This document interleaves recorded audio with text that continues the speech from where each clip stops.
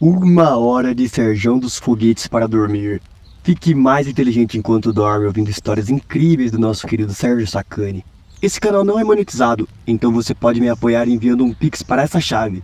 Então é isso, boa noite pessoal. Sendo geofísico, apaixonado por astronomia, eu gostaria de entender como que é o princípio dessa história. Então, o princípio foi o seguinte, cara, eu sou da geração do Cometa Halley. Vocês são novos, eu não né? sou dessa geração. Então, vocês não são, né? Então, em 1985, 86... já tinha 3 anos. Então, o Cometa Halley passou, né? Ele tinha passado em 1910 e passou em 85, 86. Cara, virou uma febre. Tudo era Cometa Halley. Então tinha Família Halley, era um grupo que fazia apresentação pelo Brasil todo. Tinha o Halley Fante, que era um elefantinho do Halley. Revista do Halley. Tudo era Halley, cara. Tudo era Halley e tal. E aquilo chamou muita atenção. E tinha todo aquele lance que em 1910 a Terra tinha passado dentro da cauda do cometa. O mundo ia acabar. Em 1910, quando a Terra passou dentro da cauda do cometa, venderam máscara de oxigênio, porque o mundo ia acabar, ia dar uma confusão. E aí, quando ele foi passar em 85, 86, o pessoal pensou que ia ser do mesmo jeito. E começou todo esse hype aí em cima do Cometa Halley. Isso sem internet, sem rede social, sem nada. Um negócio assim, incrível. Cara, e eu morava no interior de Minas, uma cidadezinha chamada Viçosa, que ela é famosa por causa... Minha mãe é de lá. Sério? De Viçosa ali? De Viçosa. Ela é famosa por causa da UFV, né? Da Universidade Federal, e do nosso querido doce de leite, né? Você deve conhecer São Pedro dos Ferros, o bar... Ponte Nova, todo aquele pedaço ali, isso aí. Morava ali é muito famoso pelo doce de leite, considerado o melhor do mundo, é dali, entendeu? E lá era uma cidade pequena, não tinha luz, não tinha nada, né? E o céu era muito bonito, cara. Então, nessa época, eu consegui ver o Halley. Que demais. Eu já consumia muita coisa do Halley e tal, e consegui ver o Halley. E aí me apaixonei pela astronomia ali, cara. Você devia ter quantos anos ali? Eu tinha 11 anos. 11. E aí comecei, cara, a gostar muito de astronomia naquela época. E fui seguindo, gostando muito de astronomia sempre. E não tinha YouTube pra ficar pesquisando o Space Today. Cara, esse negócio de informação era um negócio muito complicado, porque era assim, a gente só tinha livros, pouquíssimos, enciclopédia, que também é um negócio que a galera não tem ideia como que é, então você tinha que esperar virar o ano para sair uma nova edição da Enciclopédia Britânica, por exemplo, para ver as novidades, que aí eles colocavam, foi descoberto tal coisa, coisa. Um ano de atraso, cara, na informação. Era muito complicado. Mas existiam revistas. Isso é muito legal. Existem revistas de astronomia e algumas bancas elas trazem essas revistas do exterior. E essas revistas são muito antigas. Então, por incrível que possa parecer, em Viçosa começou a aparecer umas revistas de astronomia, cara. E eu pegava a revista, não sabia inglês, não sabia nada, pegava a revista só para ficar olhando as fotos, entendeu? Falava, caramba, olha, isso aqui deve ser tal coisa e tal, não sei o quê. E aí foi nisso aí. Depois eu mudei, fui pra Uberlândia, em Minas mesmo, uma cidade maior e tal.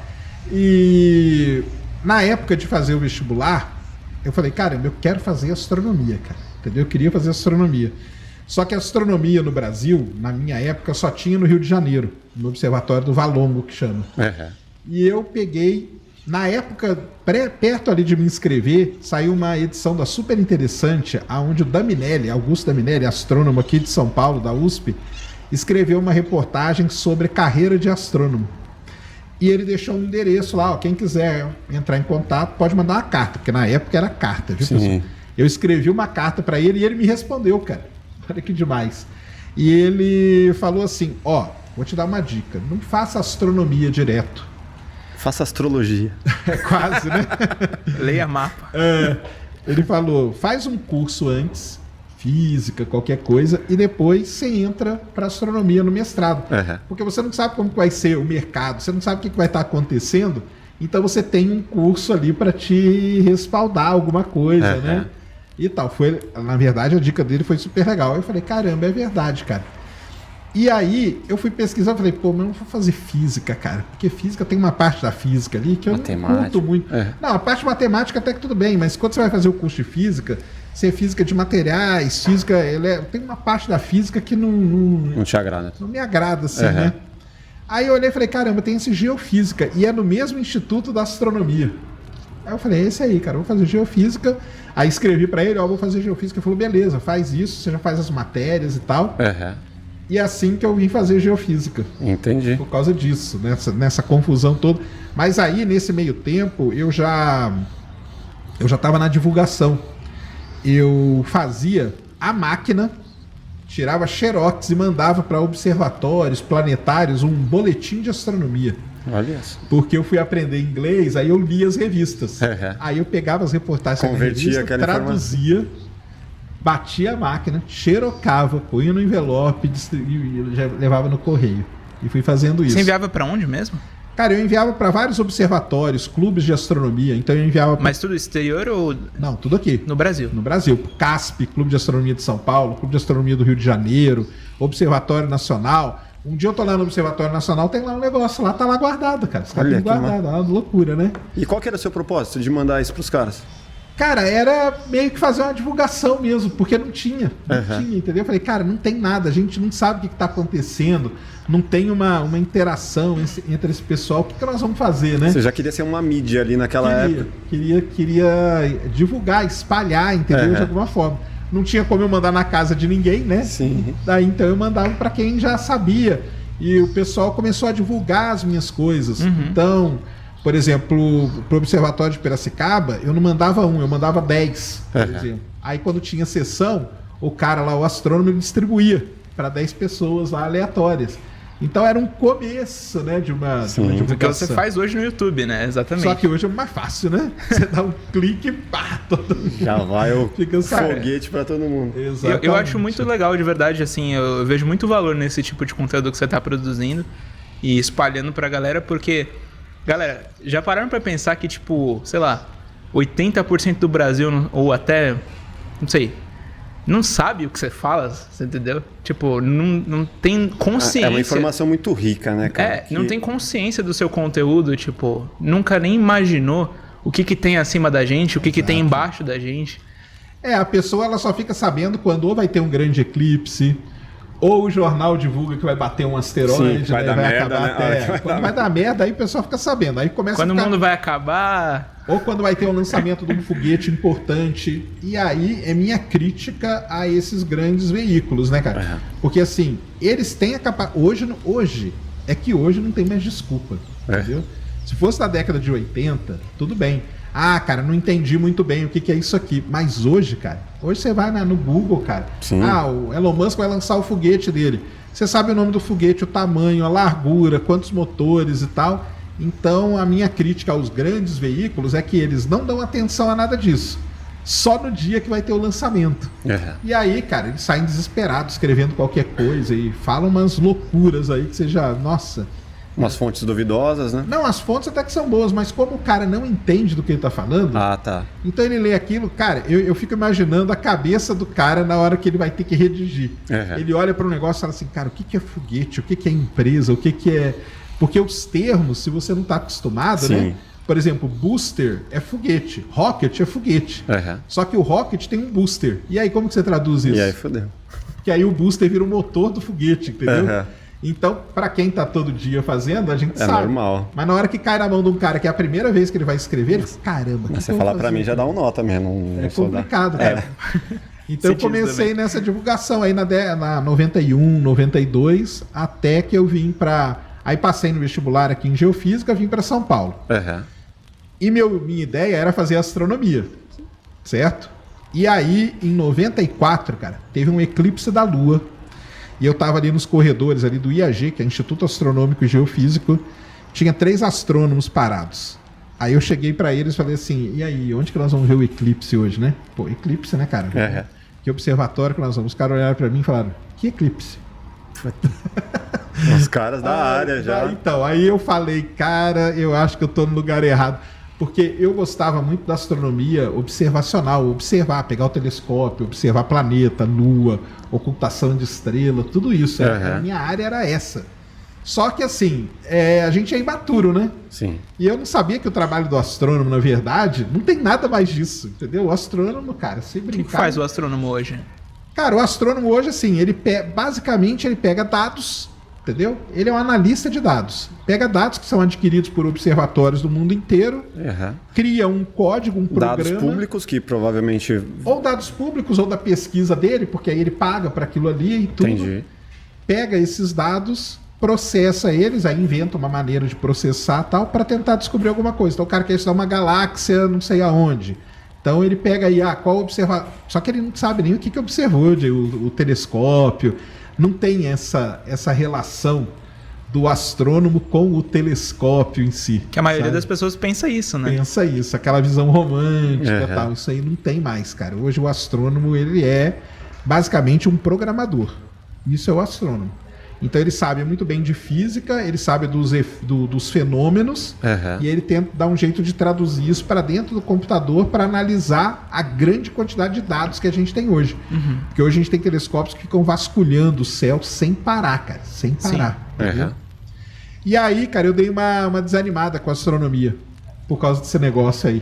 Dos caras... De não ser sério a ponto do que você imaginar. Então, mas é porque na época, né, eu tinha que ter tido maturidade e falar, cara, os caras estudam estrela, cara. Uma estrela específica. Os caras estão nem aí pra eclipse mesmo, cara. Entendeu? Quem tá aí pra eclipse sou eu. Eles não têm que estar. Mas eu não tinha esse discernimento, né? E aí aquilo ali me deu uma desanimada total, cara. Mas aí eu segui pela geofísica. Entendi. Que aí é onde você se encontrou ali, pô, preciso faturar. Preciso ganhar dinheiro, pagar as contas e tal, né? Aí eu comecei a trabalhar embarcado, né? Trabalhei embarcado muitos anos. Embarcado em navio, plataforma. Aí eu fui para a área de petróleo. Aí fui trabalhar na área de petróleo, trabalhei em empresa de petróleo o tempo todo, anos e anos embarcando. Do céu, então, você foi Do céu eu fui pro fundo da terra, para descobrir petróleo. Hoje eu trabalho ainda no CEPETRO da Unicamp, fazendo projetos de pesquisa para procurar petróleo e tal. Pré-sal, essas coisas? Pré-sal. Meu trabalho hoje é com pré-sal, basicamente. E aí, a astronomia, depois de um tempo, passou aquele, né, rancor ali. Não teve, não.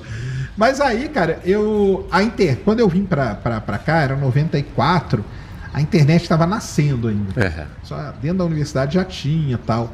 E aí eu falei, caramba, cara, agora com a internet, se esse negócio de internet der certo, né? HTML, os gifzinhos. Vai que dá errado. Na época a gente não sabia se ia dar certo, era uma dúvida aí, interessante isso, né? Se esse negócio pegar, cara, vai ser legal pra caramba, porque eu posso pegar aquele negócio que eu fazia datilografado, passo aqui pra dentro do computador, beleza, crio um link e começo a mandar. Um fotoblog. Não vai ter que ir lá pessoalmente, no observatório, distribuir. Exato, não preciso ir pessoalmente em nada. E aí, mas eu não fiz nada disso, não. Demorou um tempo para eu começar a fazer meu blog, na verdade, tem até hoje, spacetoday.com.br. Até hoje escrito, tem mais de 20 mil posts. Existe o quê? Existia blog, fotolog...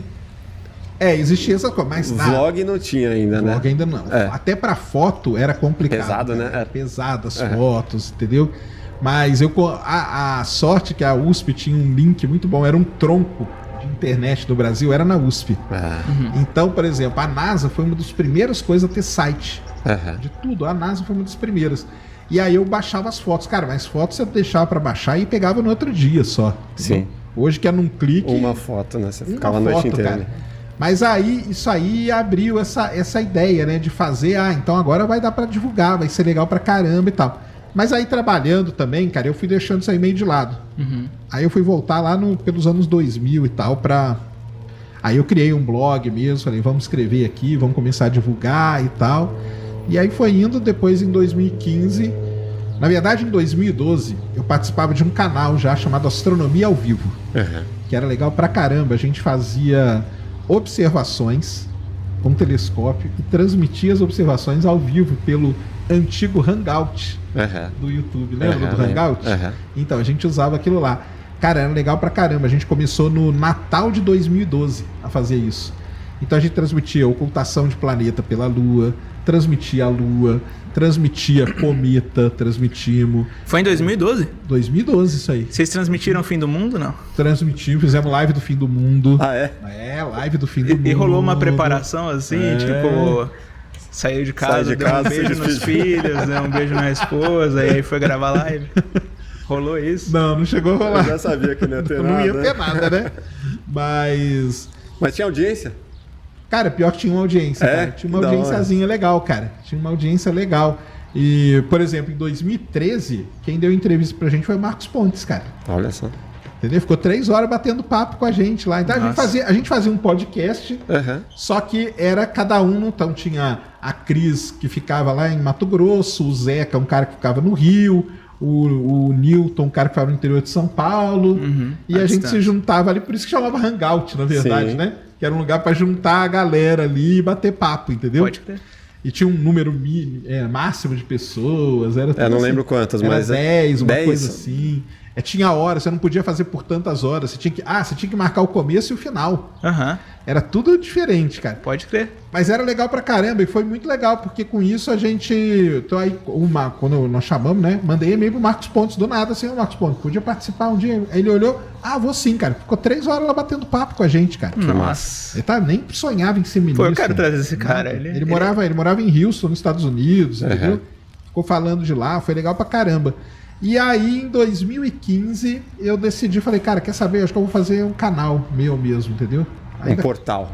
Ou já pensou como canal de YouTube? Qual que... Não, eu pensei como um canal mesmo. Canal de YouTube, já. Um canal mesmo. Aí eu continuei por um bom tempo ainda fazendo com o pessoal lá. A gente fazia astronomia ao vivo, 2015, 2016, 2017. Fazia os dois daí.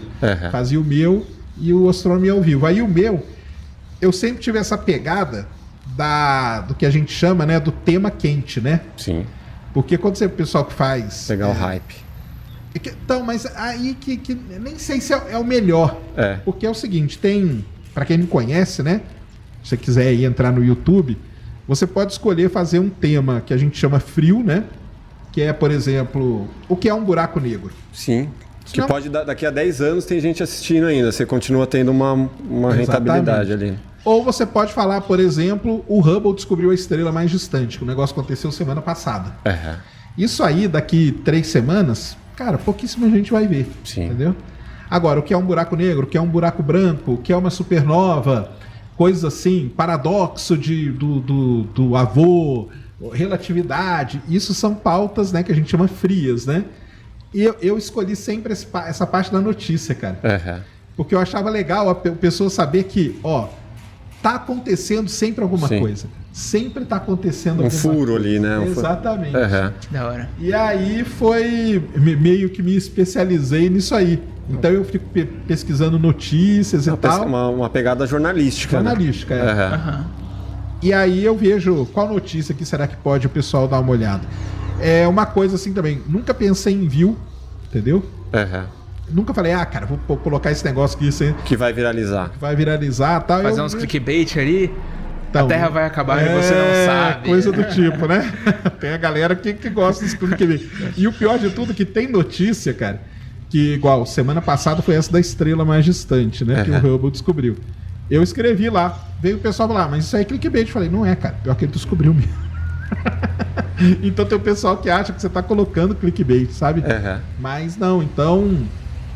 Isso aí foi a minha pegada, foi essa. Então eu faço live de lançamento de foguete, que é o negócio que tá acontecendo hoje. Aí eu faço a live, tipo, daqui 3, 4 dias, cara, ninguém mais nem quer ver. Já né? era, mas tudo bem. Já foi notícia passada. Então, mas eu acho que é legal isso aí. É bem legal, é bem interessante para ir mostrando... É legal ter o equilíbrio, né? Entre o que é jornalístico ali do momento e ter o conteúdo também que vai ficar aí por muito tempo rodando, né? O Pedro, né? O Pedro Loso do Ciência Todo Dia, por exemplo, que é um grande divulgador científico também do Brasil... Ele não faz notícia. Ele faz seu... E uma coisa bem legal, isso aí até pro pessoal que está assistindo, até para entender como funciona esse negócio de YouTube de público. O outro dia, no final do ano, saiu uma notícia de supernova e o Pedro tentou fazer uma notícia. Aí, cara, foi mal pra caramba o vídeo dele. Por quê? Porque você, à medida que você começa a fazer seu conteúdo, você começa a educar seu público. Tem um estigma ali, né? Então o público dele falou, aconteceu, o cara tá falando de notícia, mas não é a pegada dele. A pegada dele é fazer os vídeos lá que ele faz e tal. Sim. Atemporal. Atemporal, exatamente. E no meu já aconteceu a mesma coisa. Eu já fui colocar, falou, mas hoje não teve notícia pra você estar colocando isso aí? Então você acaba educando o seu público do seu jeito. E aí o público fica com aquilo, né, cara? Porque cria o hábito, né? De quem tá te acompanhando, né? Mas eu já tô acostumado com ele dessa forma, né? E toda mudança vai gerar um estranhamento. Vai gerar. Então isso aí é legal. Não, isso aí é até legal para quem tá assistindo pelo seguinte, cara. Se você quer qualquer assunto, cara, vai ter gente que vai estar interessada. Então você quer quantidade falar... maior ou menor de pessoas, mas Exatamente. tem público para tudo, né? Tem público para tudo. Tem público para tudo. Desperte sua consciência interior durante esse vídeo e perceba que cada desafio é uma oportunidade disfarçada, uma lição valiosa, cheia de experiências. Do Elon Musk, eu queria entender na sua opinião o que ele representa para a humanidade. Não? É para o cara que é uma salvação, é um risco? Qual que é a sua opinião sobre ele? Cara, o Elon Musk, né? Então, a primeira coisa do Elon Musk, eu separo a pessoa das coisas que ela faz. Né? Exatamente. Cara, ele como pessoa e pelas coisas que ele já passou e tudo, né? O pai dele era dono de mina de diamante, né? Meio que era regime escravo lá com os funcionários dele. Ele sempre teve grana pra caramba e tal. Então ele tem esse lado aí do bilionário, não sei o quê. Tem as maluquices que ele fala de vez em quando, principalmente, até comprou o Twitter agora, né? Não sei se vocês sabem. Sim, eu vi recente. Então comprou o Twitter aí e... Tipo então, um Ike Batista, assim? Só que aí que tá a diferença, né? Tem os feitos dele. Então tem ele como pessoa, é uma coisa, a gente deixa aqui de lado. Agora tem as coisas que ele faz, cara. As coisas que ele faz não tem como você não achar coisas sensacionais, foda, cara. Cara, ele pegou numa época que ninguém falava de carro elétrico, ele desenvolveu a Tesla, né, cara? E outra coisa, ele sempre falou que a Tesla não é uma empresa de carro, é uma empresa de bateria. Porque a treta do carro não é o carro a gente sabe, né, cara? Sim. O negócio é a bateria. Ele fez a SpaceX, porque isso aí é um sonho dele de criança, ir pra Marte, tudo, essa coisa toda de Marte que ele fala. Uma criança que sonha ir pra Marte específico, né? Ele sonhava sempre pra Marte e tal, e ele falava pro pai dele que ele queria ter as empresas dele, tudo, pra um dia ele construir um foguete pra ir pra Marte. Isso aí é a história da vida dele. E então ele fazia um foguete que, primeiro, né, volta e você pode reutilizar. Que é uma ideia sensacional. Sim. Que no passado não tinha isso. Era só... Como que era a volta nesse caso? Então, não tinha volta, né? Você perdia o foguete. Cápsula, né? Você perdia o foguete todo. Ah, não. Quando ia ser humano, voltava uma cápsula. Mas quando ia satélite, perdia tudo. Perde tudo. Então, para lançar, imagina. Você constrói um foguete para lançar um satélite. Lançou todo aquele foguete e foi perdido. Qual que é o tamanho do satélite? Cara, tem uns que é caixa de sapato. Tem satélite pequenininho, que é CubeSat. Tem satélite que tem 5, 6, 7 metros de altura. Entendeu? Mas, aí imagina, pra você lançar... a proporção do foguete, o foguete tanto tem de lixo. 70 metros. Então aí para você lançar outro satélite, você tem que construir outro foguete, cara. É até aquilo que ele fala, né? Imagina que você pega um avião de São Paulo pro Rio, chega no Rio, seu avião é destruído. Para você voltar, vão ter que construir um outro avião. Sim. Aí não. Não dá, né? Não dá. Então, foguete, ele pensou a mesma coisa, cara. Por que a gente não faz o foguete voltar? E aquilo que é o mais caro, que é a parte que dá o impulso inicial ali, que é onde vai muito combustível, a gente dá um jeito de reutilizar aquilo quantas vezes a gente quiser, ou quantas vezes der. E foi assim que ele criou... o refil, né? Criou o refil. E foi assim que ele criou o Falcon 9, né? Que é o foguete dele que, cara, é um sucesso. O lançamento inicial no Falcon 9 gira na casa de uns 90 milhões de dólares, mas se você lançar num reutilizável, cai para 30 milhões. Cara, isso aí na indústria espacial... É inovador, né? É inovador e não é nada, cara. 30 milhões para fazer um lançamento, isso aí não é nada. Porque os outros foguetes, os concorrentes dele, é 400 milhões, 600 milhões. Entendeu? Ele baixou o preço para 30 milhões. Então ele fez a empresa dele ser lucrativa, ser inovadora pra caramba. E a tecnologia totalmente americana? Totalmente dele lá, dos engenheiros dele, de fazer o negócio voltar, pousar em pé, que é um negócio difícil pra caramba. Ele explodiu muito foguete. Por que é difícil ele pousar certinho assim? Cara, porque é o seguinte, o foguete... Só de olhar você já imagina, né? Pô, você sai... Vamos manobrar. Você imagina que é um prédio, é um prédio de uns 12 andares, mais ou menos. Sim. Então o prédio foi. Aí ele chega numa determinada altura aqui, a 100 e poucos quilômetros de altura, 100, 105 e tal, desliga e ele começa a despencar. Imagina um prédio de 12 andares despencando. Aí ele teve várias coisas, ele foi fazendo, né? E ele descobriu uma maneira. Então ele liga os 3 motores, o foguete vai, mas ele fica com um pouquinho de combustível. Porque aí na volta ele liga 3 motores primeiro, num determinado período, e depois ele liga para pousar. Esse negócio de pousar foguete de pé, na física, sabe o que é o exemplo melhor para você ter uma ideia? Pega um cabo de vassoura e fica equilibrando. Já fez essa brincadeira? Já. Então, todo mundo já fez. É fácil? Não é. Não é. Então, é exatamente a mesma coisa. As forças ali são exatamente as mesmas. Imagina que tem um no prédio. foguete. O cabo de vassoura é pequenininho. Tenta equilibrar ele na ponta do dedo. Todo mundo tenta, né? E fica fazendo isso. O foguete, a física é exatamente a mesma. Me lembra da espaçonave do X-Men, né? Que ele saía aqui... Isso. Depois voltava e pousava assim. É isso mesmo. Interessante, né? Tipo, como que foram essas evoluções no sentido do turismo espacial que ele faz? Como que tá esse desenvolvimento dele para fazer as pessoas chegarem em Marte? Então, aí, bem, durante muitos anos, né, ele só lançou carga. Ele não lançava Que pessoas. tipo de carga, assim? Então, aqui vamos ter que contar uma historinha. É o seguinte, a NASA, a Agência Espacial Americana, ela teve durante uma boa época um programa chamado, durante 30 anos exatamente, um programa chamado Programa do Ônibus Espacial. Todo mundo lembra o ônibus espacial, né? Aquele bonitão, aquele foguete com os dois. Explodiu a Challenger, explodiu a Columbia e tudo. Em 2011, por conta do custo, segurança e tudo mais, a NASA decidiu interromper o programa dos ônibus espaciais. Não vai ter mais. E a NASA não ia ter mais foguete. Em 2011 isso aconteceu. Aí ela falou o seguinte, o que nós vamos fazer? Nós vamos incentivar empresas a construírem seus foguetes para fazer o serviço para a gente. A iniciativa privada.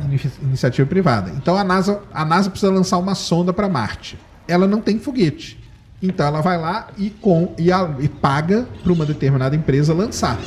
Então com isso ela fez tipo uma licitação e escolheu algumas empresas ali. Desestatizou exatamente esse processo aí.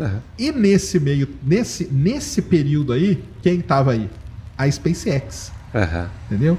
Então o que aconteceu? Já tinha know-how. Pior que ela não tinha. Não tinha. Não tinha. Ela tem até uma história muito interessante que o Elon Musk, ele tinha grana para 4 foguetes. Os 3 primeiros explodiram. E para a NASA fechar o contrato, ele precisava provar que o foguete dele era capaz de colocar uma carga em órbita. Que era isso que a NASA queria. Era só o processo de ida. Só levar nem já. Nem negócio de voltar, nem nada. Então foi lá, 3 explodiram. E ele tinha um último. E aí o último deu certo. E aí ele provou e tal. Quando ele faz isso, a NASA fecha um contrato com ele, um contrato bilionário, para ele mandar carga para a estação espacial. Porque a estação espacial tem os astronautas lá. Só que eles precisam de comida, precisam de oxigênio, água e tudo. Que manter aquilo. Manter. Então, de tempos em tempos, vai uma nave levando carga. Então, é isso aí que o Elon Musk fez durante muito tempo. E a NASA, como que ela mandava os astronautas? Ela pagava para a Rússia.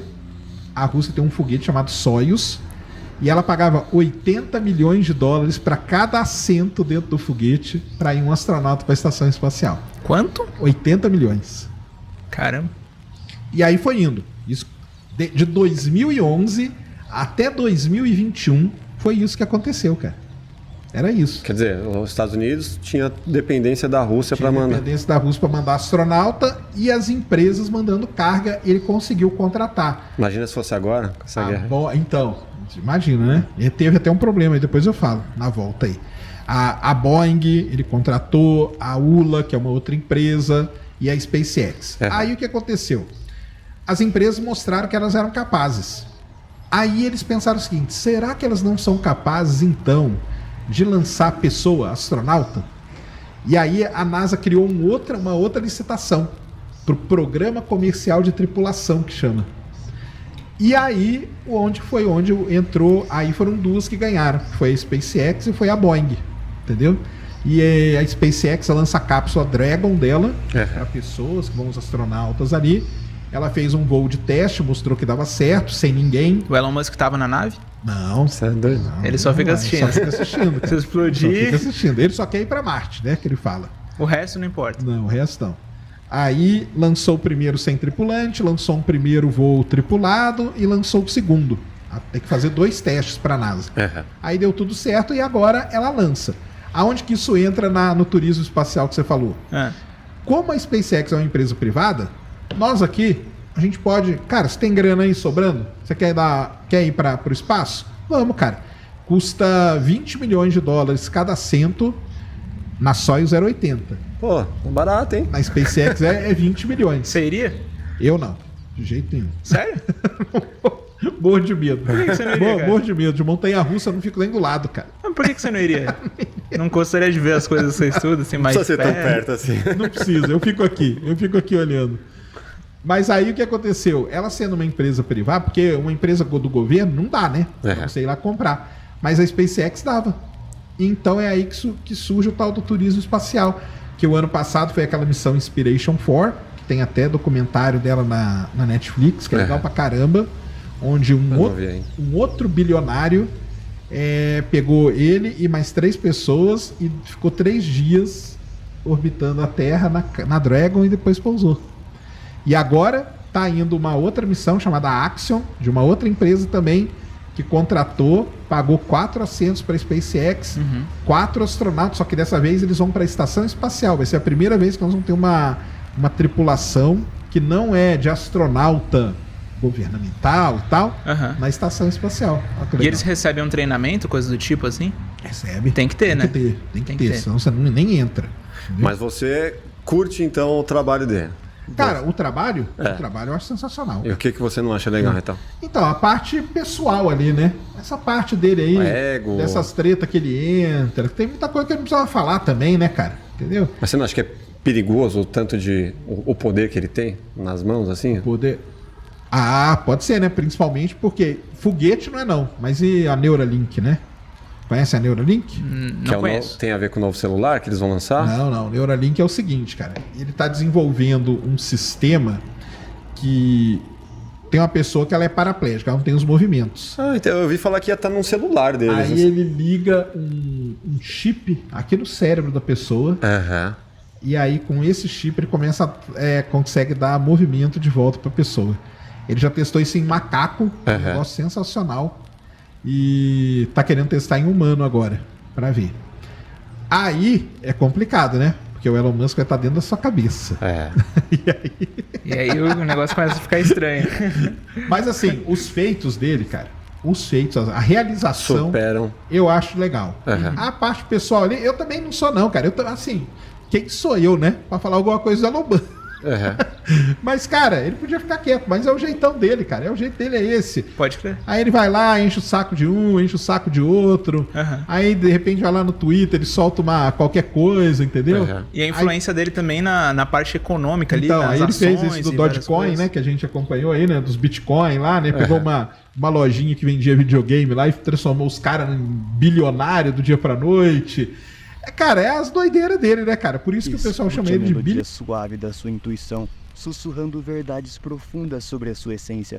Deixe que essas revelações se tornem a base sólida do seu entendimento interno. O que você mais curte dessas missões assim? Cara, Voyager eu gosto muito, porque foi uma missão que ela tem muita história, né? Primeiro, o jeito que ela foi planejada, como que ela chegou tão rápido nesses planetas, né? Então foi um momento especial no sistema solar, onde os planetas se alinharam. E você tinha que lançar a Voyager naquele momento para ela aproveitar e fazer os estilingues gravitacionais. Por isso que ela foi tão rápido até lá. A New Horizons, que passou por Plutão e agora está lá no cinturão de Kuiper, uma missão que eu gosto. Cassini, não tem como, né?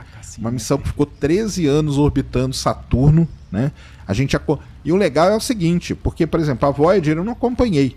Quando eu comecei a acompanhar, a Voyager já estava... Eu acompanhei ali o que eu vi original, vamos dizer ao vivo, que não era ao vivo, foram as fotos de Netuno, que é 89, entendeu? Entendi. Então, mas a Cassini acompanhou tudo, né? A Cassini é muito foda. A Cassini eu acompanhei o lançamento, que foi em 97, e toda a jornada dela, a chegada dela em 2004, o pouso da Huygens em 2005 e toda a missão até 2017. Então, assim, essas missões que a gente acompanha tudo, acabam sendo mais legais, né, pra gente, porque a gente acompanhou tudo. Então, por exemplo, o Opportunity, que é o roverzinho lá em Marte que desligou, né, há alguns anos atrás, 2, 3 anos atrás, 2018, aliás. É legal também, porque a gente acompanhou tudo, o lançamento, a chegada, toda a missão até desligar. A Rosetta, que é aquela missão que ficou no cometa.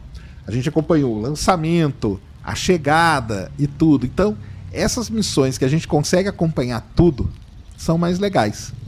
Mais a Voyager 1, Voyager 2, Pioneer, as missões antigas de Marte, Viking, todas elas são sensacionais. Eu acho a Cassini fascinante. A Cassini eu não sei o sentimento que você tem, mas quando eu vejo as fotos de Saturno, nossa, cara, dá uma sensação de grandeza assim do universo. Saturno é porque lindo. ela fez muita imagem, né? Ela fez muita imagem, as imagens são muito bonitas, né? Elas foram feitas, as imagens, elas tinham esse intuito, né? Tinha muita coisa que ela estudou, logicamente, mas a Cassini foi uma missão que ela tinha o intuito de atrair o público. Então era um dos objetivos fazer essas imagens. A Cassini tem uma história muito legal, cara, porque a Cassini, ela tinha vários instrumentos. Então, como que é, né? Os caras se reúnem, vamos mandar uma missão para Saturno. Aí reúne todo mundo que quer estudar Saturno. Que instrumento que você quer? Eu quero esse, eu quero aquele, eu quero aquele, eu quero aquele e tal. E eles juntam todos. Só que aí isso passa o orçamento. Aí eles têm que cortar. E aí, por exemplo, eles falaram, cara, essa câmera aqui, que boa parte das imagens, quase 100% das imagens que a gente via da Cassini, foram feitas por uma mesma câmera. Porque ela tinha esse objetivo mesmo, de ser uma imagem bonita e tal. Aí eles falaram, essa câmera a gente não corta de jeito nenhum. E aí cortaram tal. Isso é uma coisa legal da Cassini. E outra coisa que uma brasileira, Rosali Lopes, trabalhou nela, na missão. Entendeu? Isso é sensacional. Uma pesquisadora brasileira que trabalha na NASA há muitos anos, trabalhou nessa missão. E uma outra coisa muito legal, a Cassini, ela foi uma missão movida a energia nuclear, pilha nuclear, só que em tempos modernos, né? Porque a Voyager foi também e tal, mas a Cassini foi em tempos modernos. E quando a pilha nuclear chegou no Kennedy Space Center, cara, pararam tudo parou. Ela foi escoltada pelos militares, a pilha, um negocinho desse tamanho assim, mobilizou quase as forças armadas inteiras para poder levar. Chegou lá, ninguém podia encostar a mão, eram só 2 ou 3 pessoas super especializadas. E no dia do lançamento da Cassini e da New Horizons depois, também aconteceu a mesma coisa. Essas missões que são movidas à energia nuclear têm um perigo do foguete explodir. Imagina que o foguete explode com uma sonda movida à energia nuclear. Nossa, é um acidente nuclear. Então eles têm uns protocolos de segurança que são uns livros assim, ó, com tipo 3.000 páginas, entendeu? E uma coisa legal é o seguinte, depois que lança e não explode, eles têm a tradição de queimar esse livrão aí, ó. Porque não vai precisar mais, né? Não vai precisar. Então a Cassini a gente acompanhou isso e a New Horizons depois foi do mesmo jeito também. Não tem vídeo do mergulho da Cassini, não? Tem. Não tem porque ela não fez, né? Ela fez, o que a gente tem é uma animação, né? Sim. Ela fez as últimas fotos, né? Que foi setembro de 2017, quando eles jogaram a sonda no planeta. Então você tem as últimas fotos que ela fez, mas não tem vídeo dela mergulhando, não. Tem apenas vídeo que tem de entrando assim, na atmosfera. Tem o da Titã e tem alguma coisa de Vênus também, não tem? Uma foto de dentro de Vênus? Não, de Vênus tem foto da superfície. Da superfície. Isso. É foto, não é vídeo, não? É foto. Das missões Venera, missão da União Soviética na época. Foi a única que foi, se eu não me engano. Foram as únicas. Foram 4 Veneras que pousaram. Da superfície de Vênus, a gente tem, acho que, se não me engano, são 12 ou 15 imagens. Só, tem mais nada. Porque Vênus é o seguinte, a sonda pousou, ela durava meia hora. Derretia e era exprimida. Então ela pousava, fazia as imagens, 1, 2, 3, pum, acabou, não dá mais tempo. Entendeu? Tem uma sonda que estuda o Sol. Qual é? Tem várias. Tem várias. Mas elas estudam daqui? Então, ou elas se aproximam um pouco mais? Não.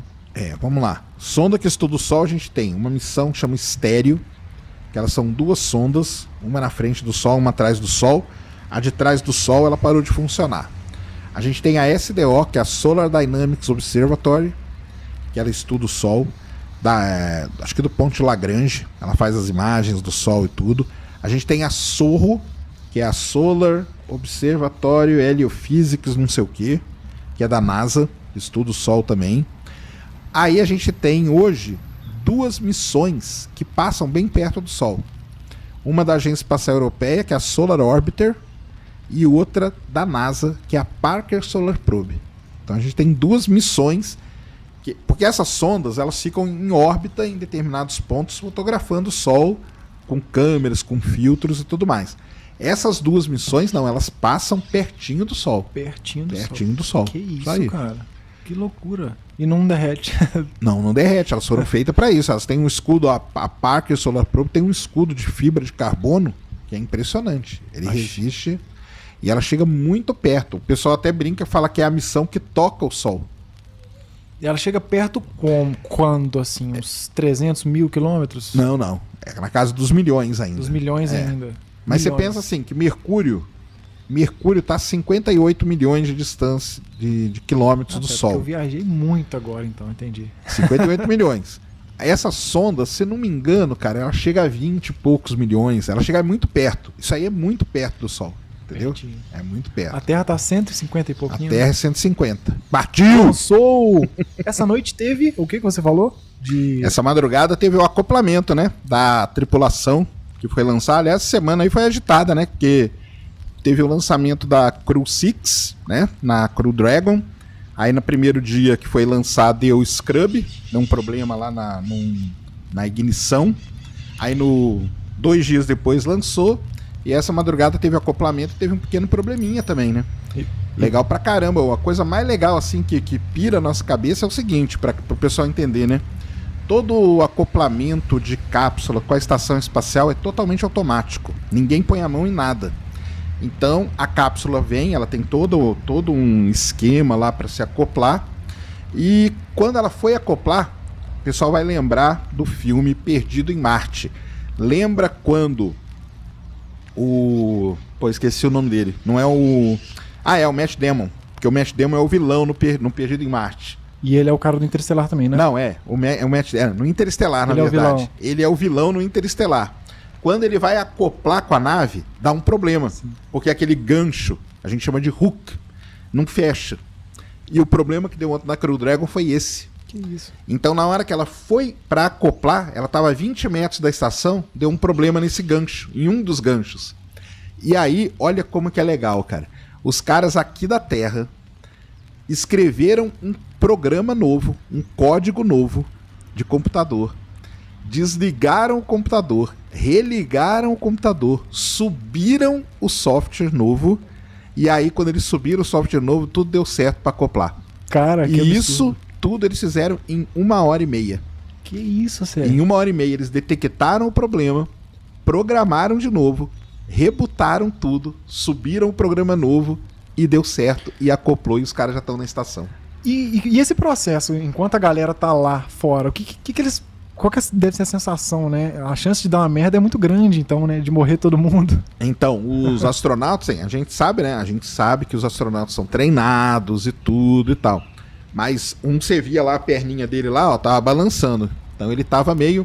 Eu acho assim, que medo, talvez não, né? Mas talvez ele tava, vamos dizer assim, meio ansioso, né? Pode ser, né? Porque aí o negócio é o seguinte, aí o pessoal, mas e se não der certo e tal? Tem todo um protocolo. Se ela não acoplasse, ela sairia dali e hoje ela tentaria de novo. Então eles teriam um dia para tentar resolver o problema. Caso não desse de jeito nenhum, ela volta para a Terra, entendeu? Volta normal, tudo automatizado. Volta, né? Tudo automatizado. Então, mas o legal é ver, né, como esse negócio de programação, ela resolve realmente quase qualquer coisa, né, cara? Os caras estavam lá no espaço, quieto. Os caras aqui da Terra, lá no escritório da SpaceX, lá na Califórnia, programaram, e o legal é que o cara ia atualizando a gente. Ele falava, ó, estamos resolvendo aqui, estamos fazendo o programa. Aí passava 10 minutinhos, ó, o programa já está feito, nós vamos testar. Passava mais 10 minutinhos, ó, estamos testando o programa, agora nós vamos rebutar. Passava mais 10 minutinhos, ó, vamos subir o novo programa agora. Ó, fizemos as últimas checagens e pronto, deu certo. Então, para quem acompanhou lá de madrugada com a gente, é legal porque você vê toda a sequência de trabalho dos caras, entendeu? Então isso que é tecnologia, né? Tecnologia é um negócio muito foda. É muito foda. E eu lembrei também, você falando do caso daquele russo que ficou, sei lá, 1 ano no espaço por causa da Guerra Fria. Foi isso mesmo? Teve o russo que ficou esquecido, né? Isso, o que aconteceu nesse caso? Então, porque ele foi pra estação, era na estação Mir, né? Nem era na ISS, não, era na outra estação espacial que a gente teve. Quando ele tava lá no espaço, foi quando dissolveu a União Soviética. E aí, vamos dizer assim, ele basicamente ficou sem país, né? Porque ele era soviético, mas com certeza ele era de alguma república ali.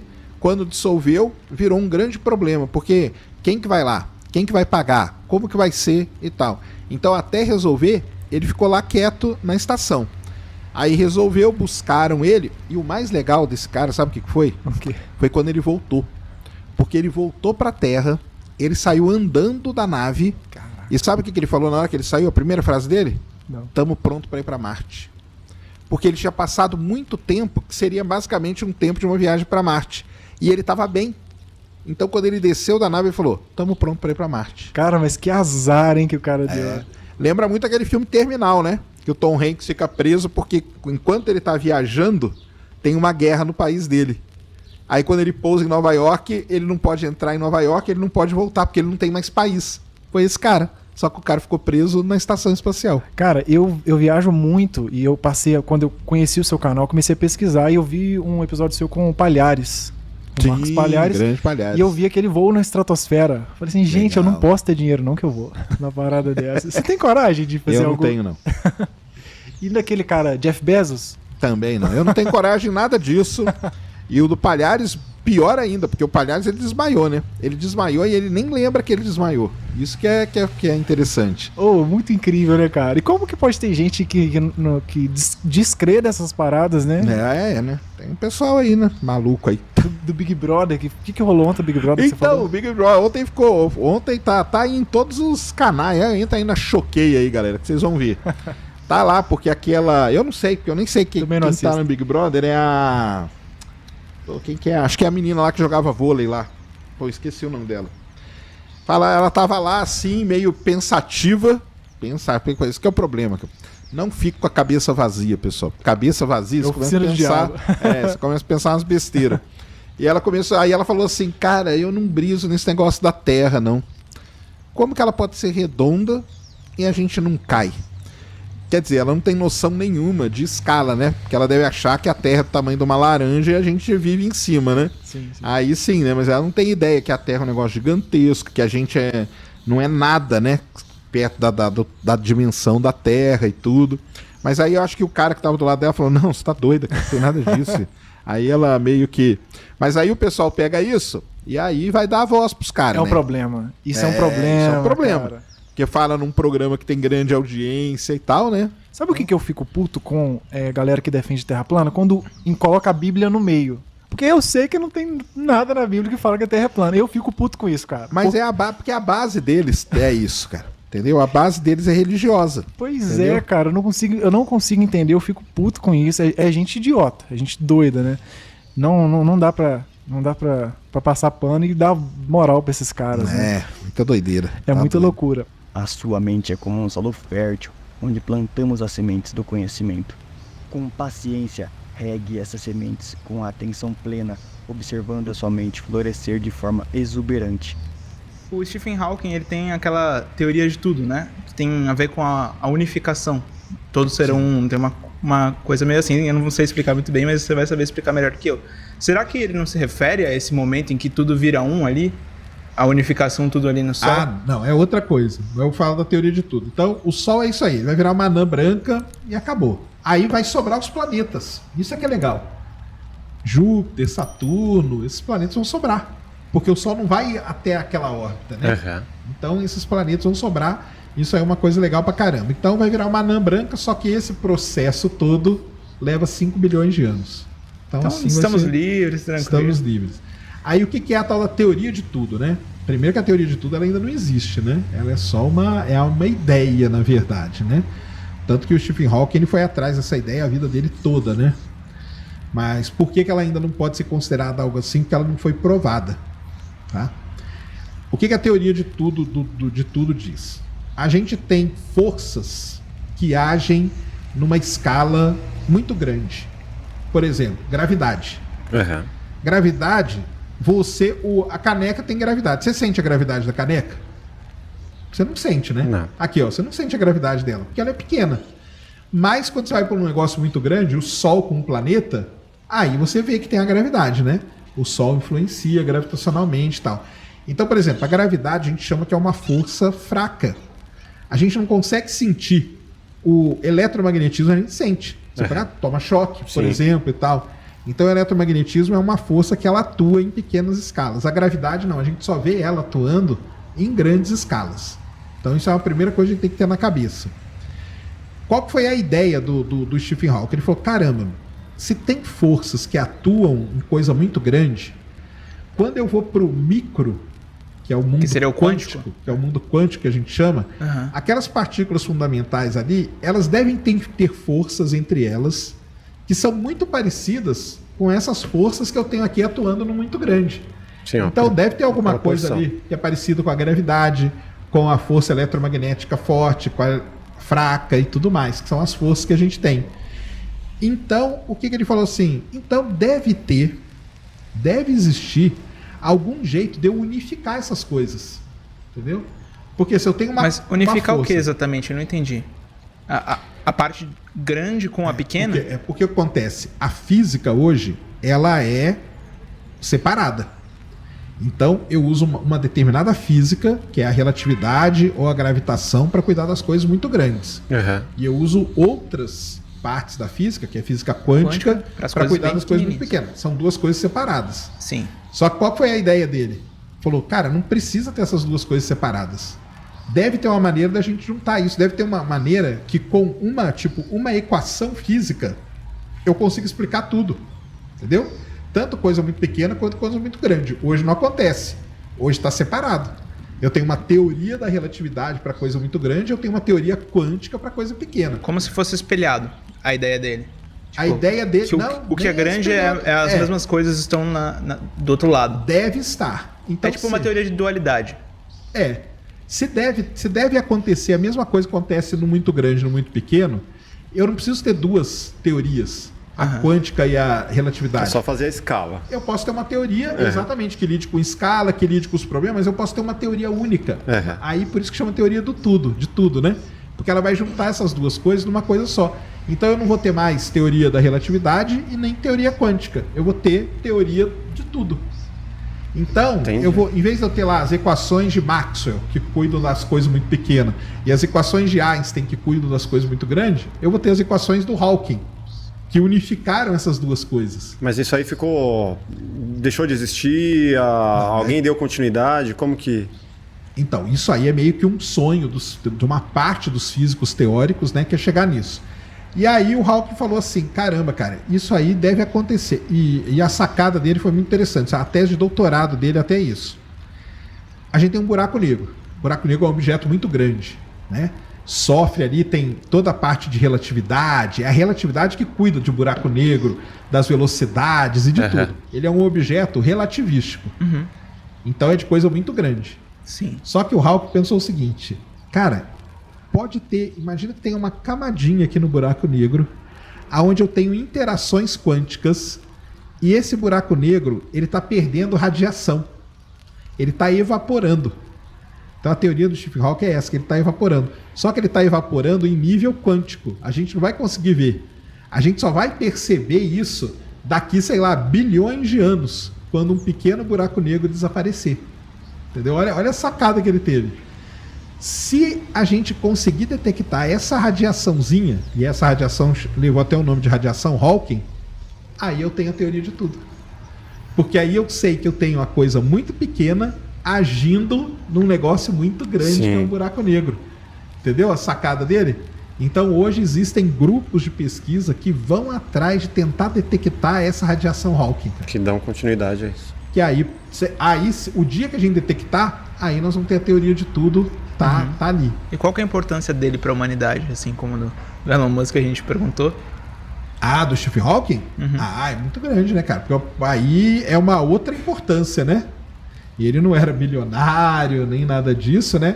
Mas ele foi um cara que, por exemplo, toda essa teoria sobre buraco negro, comportamento de buraco negro e tudo mais, foi tudo basicamente ele que Ele não desenvolveu desde o começo, mas ele deu uma boa desenvolvida aí pra gente entender hoje o que é um buraco negro, entendeu? Gênio, né? Então ele, o Einstein, esses caras aí tem um papel assim, fundamental no conhecimento, né?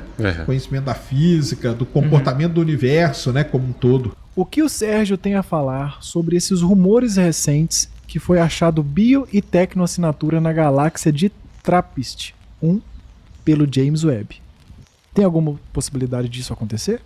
Então vamos lá, Luiz Fernando. Primeiro vamos corrigir, não é galáxia, tá, cara? TRAPPIST-1 é uma estrela que tem 7 exoplanetas ao redor dela. 3 deles estão na zona habitável e são rochosos. Isso é muito bom porque é muito parecido com o sistema solar. Vênus, Terra e Marte. Vênus está no limite da zona habitável, a Terra está no meio e Marte está na outra ponta da zona habitável. São 3 rochosos. Isso aqui, nada disso é verdade, tá? Primeiro, o James Webb não tem como detectar tecnoassinatura. O dia que você ouvir ou ler que o James Webb detectou vida inteligente, não detectou. Por quê? Tecnoassinatura é emissões em ondas de rádio. O James Webb não trabalha nesse comprimento de onda. O James Webb só trabalha no infravermelho. Então, não tem como o James Webb detectar tecnoassinatura. Bioassinatura tem como ele detectar. Pode ter detectado, porque isso aqui que ele está falando eu sei o que é, porque apareceu aí um cara, sempre é um cara, né? Tem um cara que viu eu vi uma apresentação interna na NASA, um negócio que vai surpreender o mundo e tal. Bioassinatura, pode ser que ele tenha detectado sim. Não é tão absurdo isso. Por quê? O James Webb está estudando o sistema TRAPPIST-1. Aliás, é um sistema que a gente mais quer estudar por conta das características que eu falei. Será que ele detectou bioassinatura? Seria fantástico. Mas agora o que a gente precisa? Na ciência, cara, você não faz ciência assim. Eu estava ali e ouvi o fulano falar aquilo. Não é assim. Então o pessoal vai ter que vir com os dados e mostrar que tem bioassinatura. Se tiver, show de bola. Agora, tecnoassinatura jamais, tá? Porque é onda de rádio e o James Webb não detecta. Respondidaço. O Caio Chimendes mandou aqui uma pergunta massa. O que foi o período das trevas no início do universo? Legal. Então, o início do universo, como a gente conhece ele deve ter começado ali com o Big Bang, né? Aquela expansão. E teve um período que ele cresceu muito rápido, que a gente chama de período de inflação. Depois, ele parou um pouco de crescer. Depois desse período da inflação. E ele apagou. Então esse é o período das trevas. Ele apagou. As coisas apagaram, porque não tinha mais reação, tinha acabado a inflação, tinha acabado aquela energia toda. Ele apagou. De repente, começou a ter instabilidades ali, e um átomo começou a se juntar com o outro e tal, que é o período da reionização, que é onde o James Webb estuda. Então o que a gente chama de período das trevas é um período ali que deve ir de 100 milhões de anos até uns 200 milhões de anos depois do Big Bang, que é esse período que depois que passou a inflação, as coisas deram uma acalmada no universo, mas se acalmaram demais, entendeu? Explicado. Isso aqui é interessante, ó. Eu apoio o Elon Musk fazer um robô do Sérgio com a sua inteligência e explicação para ficar para sempre. Valeu, vamos falar com o Musk lá. Aí o Caio, boa tarde, Sérgio. Não mandou pergunta, manda aí, Caio. Mas é isso. Tem algo mais interessante aqui que você viu? Não, salve pra Ned aí, ó. A Ned. Tem um presente aqui pra você, viu, Ned? Ô, Ned, ele vai levar um presentinho pra você, tá? Isso aí, a Ned falou certinho aí, ó. Antes não tinha motivo e agora tem. Aí, ó, Caio Souza. O Caio é da minha cidade também. Abraço, Caio. Boa tarde, Sérgio. Na sua opinião, o que você acha que é o X7? X7 é aquilo que eu falei. É aquela nuvem que descobriram agora. Não é que descobriram agora, né? Estão monitorando ela faz um tempo. O X7 é isso aí. O que ela é, né? Porque o pessoal fala que é um objeto misterioso. Porque não tem... o centro da Via Láctea é muito complicado de estudar. Eu acho que o X7 é o que o pessoal falou lá que é, cara. Que é 2 estrelas bateram e ao bater criou essa nuvem de poeira e gás, tá? Tem vídeo lá no canal, fiz essa semana aí. Vai lá. Perfeito. Se lembre sempre que a sua participação é fundamental. Por isso clique no gostei se você encontrou um vídeo útil e queira mais conteúdo semelhante.